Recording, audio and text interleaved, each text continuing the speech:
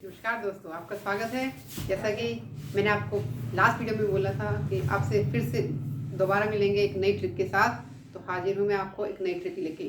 पहले मैं आपको बता दूँ, आज की वीडियो का विषय है वचन। तो प्लीज़ इस वीडियो को ध्यान से देखिए और लास्ट तक देखें, ये बहुत ही महत्वपूर्ण है। तो वचन का अर्थ होता है, सामान्य भाषा में बोले तो संख्या। और वचन के भी दो भेद होते हैं हिंदी में, एक वचन और बहुवचन। एक वचन शब्द के जिस रूप से हमें किसी भी वस्तु या व्यक्ति के एक होने का पता चले तो उसे बोलते हैं हम एक वचन। और शब्द के जिस रूप से एक से ज़्यादा व्यक्ति या वस्तु के होने का पता चले उसको क्या बोलेंगे? बहुवचन। जी हाँ। अब मुख्य बात क्या है आज की वीडियो की कि किसी एक वचन संज्ञा शब्द से बहुवचन किस तरह बनाई। जी हाँ, आपको याद करने की बिल्कुल भी आवश्यकता नहीं पड़ेगी। तो देखिए, सबसे पहले आपको ये मालूम होना चाहिए कि वो शब्द स्त्रीलिंग है या स्त्रीलिंग है या पुल्लिंग है। पुल्लिंग से क्या पता चलेगा हमें कि पुरुष जाति और स्त्रीलिंग से स्त्री जाति। अब बात आती है कि कई बार भ्रम हो जाता है कि वो शब्द स्त्रीलिंग है या पुल्लिंग है। तो जो सजीव वस्तुएं होती हैं, जैसे उनका तुम्हें पता चल जाता है कि वो स्त्रीलिंग है पुल्लिंग, क्योंकि उनका लिंग क्या होता है? पूर्व निर्धारित होता है। जैसे लड़का है, लड़की है, शेर है, मोर है, मोरनी है, तो इनसे हमें पता चल रहा है। लेकिन ज़्यादा मुश्किल आती है निर्जीव वस्तुओं के साथ। निर्जीव जो वस्तु होती हैं उनमें कौन सा शब्द स्त्रीलिंग है, कौन सा पुल्लिंग है, इसमें थोड़ी सी दिक्कत आ जाती है। तो इसका एक सामान्य से उपाय है, उस शब्द को आप वाक्य में प्रयोग करके देख सकते हैं, क्योंकि जो क्रिया लगती है वाक्य में वो संज्ञा शब्द के अनुसार ही लगती है। अगर स्त्रीलिंग शब्द है तो आपको मिलेगा ई, लास्ट में जो क्रिया लगेगी उसमें ई दिखाई देगी, सिंपल सी पहचान है। और अगर पुल्लिंग है तो आ। जैसे कमरा शब्द है, मान लो, ठीक है, कमरा बहुत बड़ा है, बड़ा है, तो इससे क्या पता चल रहा है? कमरा शब्द क्या है? पुल्लिंग। ठीक है। इसी तरह से माला, ठीक है, माला को आप प्रयोग करके देखें तो माला क्या है? स्त्रीलिंग शब्द है। माला बड़ी है, ठीक है। तो इस तरह से पहले आप ये पहचान कर लें कि कोई शब्द क्या है, स्त्रीलिंग है या पुल्लिंग है। अब देखते हैं पुल्लिंग शब्द के बारे में। पहले अगर पुल्लिंग शब्द हमें पता चल गया है और उसको बहुवचन में परिवर्तित करना है तो क्या करना है? सबसे पहले आप ये देखो कि वो शब्द आकारांत है। तो एक तरफ आकारांत शब्द कर सकते हैं हम, जैसे लड़का, बच्चा, घोड़ा, कमरा। तो इनके पीछे किसकी ध्वनि आ रही है? आ की। तो जिन शब्दों के पीछे आपको आ की मात्रा दिखाई दे जाए अर्थात वो क्या कहलाएंगे? आकारांत शब्द। ठीक है। उसके बाद उनको बाकी जो रह जाएंगे उकारांत, इकारांत, यानी छोटी की मात्रा लगी है या बड़ी की लगी है, वो पुल्लिंग शब्द है, तो उनको एक अलग से आप दूसरे वर्ग में डाल सकते हैं। अब आकारांत शब्द हैं उनके साथ हम ए लगाकर उनको बहुवचन में बदल सकते हैं। जैसे लड़का, लड़के, घोड़ा, घोड़े, कमरा, कमरे, बच्चा, बच्चे। लेकिन ध्यान रखें, एक ही मात्रा लगानी है, उसके साथ आपको लास्ट में बिंदु नहीं लगाना है, क्योंकि भ्रम रहता है कि किसी शब्द को हम जब बहुवचन बना रहे हैं तो उसके पीछे बिंदु लगाते हैं। नहीं, सबके साथ नहीं, यानी पुल्लिंग शब्द उसके साथ आपको नहीं लगाना है। कमरा, कमरे, बच्चा, बच्चे, घोड़ा, घोड़े, सिर्फ एक ही मात्रा लगानी है। उसके बाद जो बाकी शब्द हो जाते हैं हमारे, इकारांत है या उकारांत है, जैसे पानी, कवि, भालू, साधु, नौकर, इनको क्या करना है? देखो, ये जो शब्द होते हैं ये इसी रूप में रहते हैं, एक वचन या बहुवचन इनको बोले तो इनका रूप यही रहता है। अगर आपको बोला जाए कि पानी का बहुवचन बनाना है तो उसका पानी ही रहेगा। ठीक है। दूसरा, इसके अलावा अगर इन शब्दों में से किसी शब्द है, जैसे आकारांत को छोड़ के बाकी जो वर्ग हमने छाड़ दिए हैं, इनके साथ कुछ शब्दों के साथ वृंद, जन, लोक, गण, इन शब्दों को लगाकर बहुवचन बनाए जाते हैं। जैसे पक्षी वृंद, इसी तरह से अध्यापक गण, प्रजाजन, गुरुजन, कर्मचारी वर्ग, मजदूर वर्ग।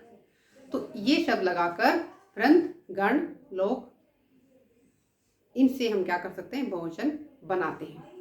इसके साथ कुछ शब्द अपवाद में मिलेंगे आपको इसमें, यानी उनको हम अकारांत शब्द होते हैं लेकिन उन्हें हम बहुवचन नहीं बना सकते हैं। जैसे पिता, मामा, दादा, नाना, चाचा, पापा, इनको आप इसी तरह से रखना है हमें, इनके साथ कुछ नहीं करना, ये इसी रूप में रहते हैं। अब बात आती है स्त्रीलिंग शब्दों की। इसी तरह से स्त्रीलिंग शब्दों को भी आप दो वर्ग में बांट लीजिए। पहले में आएगा इकारांत शब्द या यानी छोटी की मात्रा लगेगी, बड़ी की मात्रा, या फिर यानी छोटी की मात्रा या आपको उसमें लगा हुआ मिलेगा। सिंपल ये पहचान है। जैसे लड़की, सब्जी, गली, चुईया, तो इनके पीछे क्या आ रहा है, ई की मात्रा है या फिर ई और या, तो इनको बोलते हैं इकारांत या यांत। ठीक है। अब जब इन शब्दों को हमें बहुवचन बनाना है तो आपको क्या करना है, आ लगाना है और पहचान तो जरूर लगेगी, ध्यान रखें। एक बात और देखनी है, लास्ट में अगर किसी शब्द के लास्ट में ईकारांत है अर्थात बड़ी की मात्रा है तो उसको हमें क्या करना है, छोटा करना है, रिस्ट करना है। तो छोटी की मात्रा लग जाएगी और उसके साथ क्या लग जाएगा, या। अब जैसे अब मैंने आ बोला था, आ लगेगा आ की मात्रा, लेकिन अब मैं बोल रही या। अब इसको भी समझ लो, क्योंकि दो स्वर एक साथ कभी नहीं आते हैं। ठीक है। अब यहाँ क्या है, जैसे मान लो लड़की शब्द है, ठीक है, पीछे ई है और हमें क्या जोड़ना, आ, तो ई और आ दो स्वर एक साथ आ गए। तो इस ऐसी परिस्थिति में हम क्या करते हैं, या लगाते हैं, फिर इसके ऊपर आ। तो लड़की का क्या बन जाएगा, लड़कियां। तो इसीलिए हम लड़की जो शब्द है उसके साथ या क्यों जोड़ते हैं, क्योंकि दो स्वर एक साथ नहीं आएंगे तो हम ये लगा देंगे और जो आ स्वर है वो किसके साथ लगेगा, या के ऊपर। लड़की का हो जाएगा लड़कियां, और लड़कियां की जो ऊपर मात्रा लगेगी वो छोटी की लगेगी, तो लड़कियां। इसी तरह से गलियां, सब्जियां, चुईया। अगर किसी शब्द के पीछे या लगा है तो दोबारा नहीं लगाना है, चू ही या लगा हुआ है तो हमें सिर्फ चांद लगा देना है। ठीक है। तो कहने का अर्थ यह है, अगर कोई स्त्रीलिंग शब्द है और उसके पीछे या है यानी ई लगा है, इकारांत है वो, तो हमें सिर्फ या जोड़ना है। इसके बाद जो बाकी शब्द हमारे रह जाते हैं, अकारांत, उकारांत, ठीक है, यानी जिसके पीछे आ की मात्रा लगी हो या फिर आ की मात्रा लगी, ए लगा हो या ऊ की मात्रा लगी हो। ठीक है। अब जैसे गाय है तो इनके साथ हमें क्या लगाना, ए की मात्रा लगा दो और साथ में यहाँ पे आपको अनुस्वार यानी बिंदी लगानी है। जैसे पुल्लिंग शब्द में क्या बोला था, नहीं लगानी है, लेकिन इनके साथ लगानी है। ठीक है। क्योंकि ये पता नहीं होता है किसके साथ लगानी किसके साथ नहीं, ध्यान रखें। सिर्फ स्त्रीलिंग जो शब्द होते हैं अकारांत होते हैं, यानी जिनके पीछे आ की मात्रा नहीं मिलेगी आपको, सिर्फ य अ स्वर की आवाज मिलेगी। ठीक है। तो गाय का क्या हो जाएगा, गायें। सड़क का सड़कें, साथ में बिंदी लगानी है। इस तरह से मेज, मेजे, आँख, आँखें। और माता का माताएं, माताएं ए लगा दो उसके साथ, माताएं बन जाएगा आपका बहुवचन। ठीक है।